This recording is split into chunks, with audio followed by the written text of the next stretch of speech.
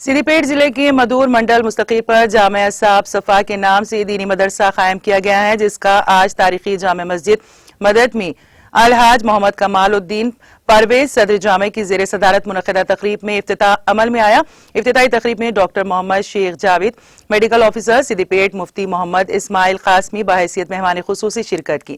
افتتاحی جلسے کو مخاطب کرتے ہوئے مولانا محمد ساجد ثاقب القاسمی مفتی محمد اسماعیل قاسمی نے موجودہ پرفتن دور میں دینی مدارس کے قیام کی اہمیت کو اجاگر کیا اور کہا کہ ایمان اور عقیدے کے تحفظ کے لیے دینی تعلیم حاصل کرنا اور دینی مدارس قائم کرنا ضروری ہو گیا ہے۔ انہوں نے مسلمانوں کو قرآن پاک کی تلاوت کو روزانہ کا معمول بنانے کی ضرورت پر زور دیا۔ آنے والی نسلوں کو دنیاوی تعلیم کے ساتھ ساتھ دین اور قرآنی تعلیمات سے آراستہ کرنے کو اجاگر کرتے ہوئے انہوں نے بتایا کہ قیامت کے دن حافظ قرآن جہنم میں جانے والوں کی سفارش کرے گا،